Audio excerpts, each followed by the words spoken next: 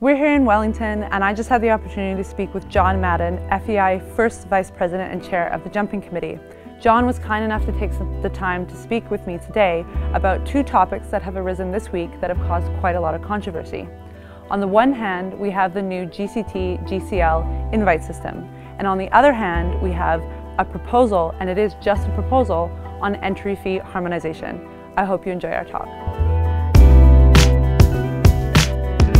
There's been a lot of changes that are taking place in the sport of show jumping right now, and I was hoping we could talk specifically about the driving forces behind some of these big changes. Sure, Noelle, thank you very much for having me, and yeah, we can talk about that, but one thing I'd like to say right off the top, and I think it's very, very important, is there's been a lot of talk about entry fees. I will state unequivocally, there is no proposal in the FEI or by the FEI Jumping Committee in regards to entry fees.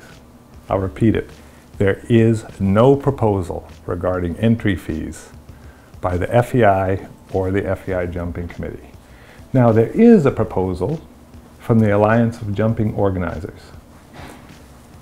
At the General Assembly 2016, we met with a number of people from the jumping organizers and asked them to come with a proposal that they thought might be important for our sport, especially in regards to the new invitation system that was voted in at the General Assembly. We also asked every other stakeholder that has an MOU with the FEI for proposals in regard to CSIO requirements. All the federations, the IJRC, EEF, everybody that we have an MOU with. So we got this proposal from the Alliance of Jumping Organizers. I can say it's just a proposal. We're very excited to discuss it at the upcoming sports forum. I'm very happy that it's elicited so many comments, because this also gives us a lot of information in the FEI and Jumping Committee. And I just hope that everybody will make sure that they give their comments to their appropriate representative organizations, whether it be the IJRC or whatever, so that we don't lose these comments, so that we make sure that we can consider all of them.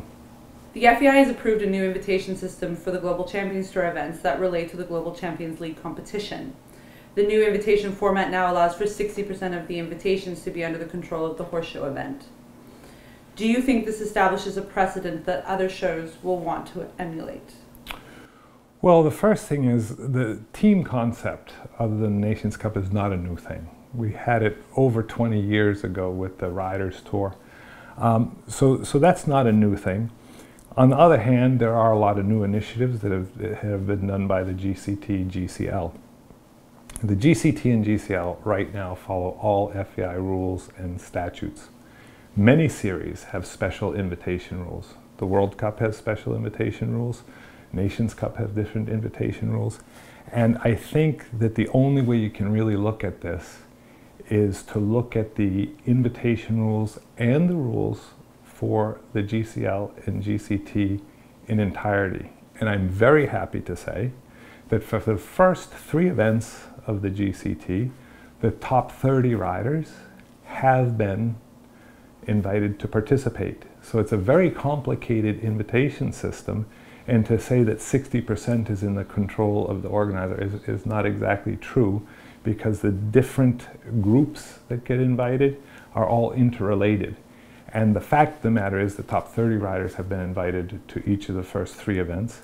And the FEI finds this so important that we have a dedicated person in the IT department to go through the invitations for every GCT, GCL event.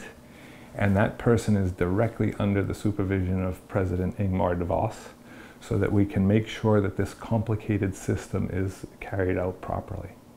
So I'm glad you brought up Ingmar de Vos, because he stated that no pay cards, also known as pay-to-play, are allowed in the GCL competition. However, does the structure of the Global Champions League teams, which team owners buy into, create a gray area at all? I don't see that as a gray area, and I'll tell you exactly why. Because number one, GCT has given us their commitment that they've 100% guaranteed, and it's contained in the MOU, that there will be no pay cards. Additionally, no rider can be obliged to own part of a team or be obliged to pay to be on a team.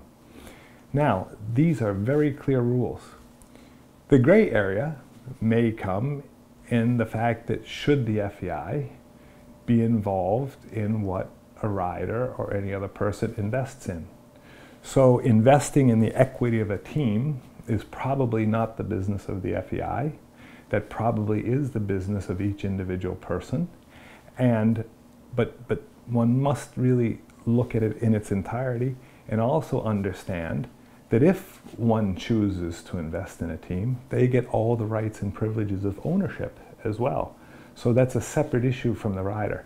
But I think it's going to be very, very important for the riders to understand that it benefits the GCT, GCL, and the FEI for all of the athletes and all of the participants, whether they're owners, breeders, whatever, to help us enforce this, and any infractions of this should be dealt with very carefully. We've had rules against pay cards for many years in the FEI. We have this new part because of the team that a rider cannot be obliged to pay to be on a team. So if this is happening, we have instruments to take care of it.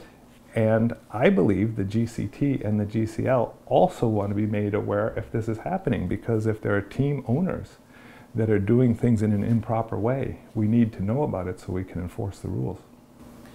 So, correct me if I'm wrong, the FEI differentiates between a pay card and owning a GCL team by ensuring that the GCL team is owned by a non-rider. Well, a rider can invest in a team, but investing in a team is separate from buying an invitation, because there is no obligation, there is no right to participate. That's not covered in the ownership of a team, and there can be no obligation for a rider to pay to be on a team. Could you clarify the proposal for harmonization of entry fees? You mentioned already that there is just a proposal been made to the FEI.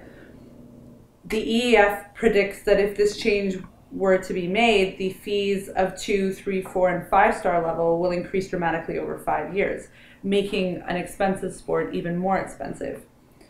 Does FEI predict a negative effect on the bottom line for breeders and fundamental horse development in Europe? Sure. Well, as I stated before, this is a proposal that the FEI asked all its stakeholders for, including the Alliance of Jumping Organizers. They did a lot of hard work and they made this proposal. But it's simply that. It's a proposal to be debated. And we've gotten many comments, and anybody that would be willing to look at the FEI website and look at the sports forum presentations and look under the CSI requirements will see in our presentation, in the Jumping Committee's presentation, there are a number of questions being asked. And most, if not all, of the comments we've already gotten from the EEF, from different national federations, are all listed there. So we look forward to a very interesting debate, and we look forward to moderating this debate between different stakeholders so we can come up with the right solutions. I'm very interested, the discussion has gotten very much to entry fees, but entry fees are only a small part of the CSI requirements. There are many other issues. One of the issues is, should we have a glossary of terms so that everybody knows what things mean in an approved schedule? What does an entry fee mean? What does a start fee mean? Does it mean the same thing everywhere in the world? So, should we have a glossary of terms? Are our star levels correct? Are the prize money levels correct at different star levels? What are the obligations of an organizer to a rider? What are the obligations of a rider to an organizer? Is prize money alone the right thing to determine star levels? Do minimum requirements work? We have to ask all these questions, and we have to ask one very, very, very important question, and that is, do we need to change the CSI requirements at all? Maybe after this debate we'll decide they can stay just the way they are. Well, that's great that you mentioned that, because it kind of leads into my last question, which is, if you standardize, the idea of standardizing horse show entry fees, then you would assume that you would then have to standardize the quality of the product, which is the horse show event itself. If the horse show is the product that is being sold at a set price, how can the FEI ensure that the quality of the product is standardized everywhere? Well, Noelle, I think that's a great question, and that's a very important part of this debate. As I said, the CSI/CSIO requirements are basically a bunch of minimum standards that need to be met in order to host or to have an event, a CSI or a CSIO. So all these questions that the Jumping Committee will be asking as part of the debate at the sport forum, I think probably need to be answered. Right now, we actually have that. We have standard fees at European shows, and we have standard formulas for fees at shows outside of Europe. So we already have this problem. I hope and I think that part of the solution will be the event classification system. And the event classification system is a very inclusive questionnaire that we can score events on. We gather data from grooms, officials, riders, sponsors. We use many data collection points. We use those to develop scores for the shows, and we are now very successful at grading events on a percentage basis, 85%, 83%, whatever it might be. And we can very well defend those scores by auditing the ECS, the event classification system, and explain to organizers, riders, owners, exactly how those scores were attained. So this is a tool we've been working on for a long time. It's now functioning very well, and I see it as probably something for the future.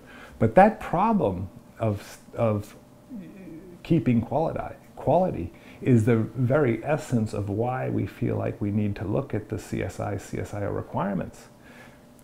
Do they need change? Do they need improvement? I don't know. Maybe after the debate we're going to come to the realization that everything is good the way it is. Maybe we need some small adjustments. But we felt in the Jumping Committee that with the changes in the invitation system, that at least it requires examination. A lot of people have spoken out on social media about some of these topics, including the CSI and CSIO requirements. How can a rider or a manager or an owner express those opinions to the FEI? No, that's a great question, and really we welcome the debate. We're so happy that there's so much debate that's already happened. But in order to make it really valuable, I hope anybody that wants to speak out on any of these issues that will be covered at the Sport Forum, whether it's the future of the Nations Cup or whether it's CSI/CSIO requirements or any other topics, that they make sure they get with their relevant official organizations, whether it be their national federation. The national federation is always good. They have a direct line with the FEI, and any of our MOU holders. That would be the IJRC, International Jumping Riders Club. That would be the Association of Jumping Organizers. That can be the Officials Club. That can be the Owners Club, breeders. We have an MOU, Memorandum of Understanding, with one specific organization from each of these different groups. So it's very important. They can always go to their federation, or in the case of a rider, they could always go to the IJRC. In the case of an organizer, they could always go to the AJO. And in the case of an owner, they can always go to the Owners Club. And of course, you can always go to your national federation. Thanks so much for watching, and make sure to look out for my next vlog where we're going to talk about these topics in detail.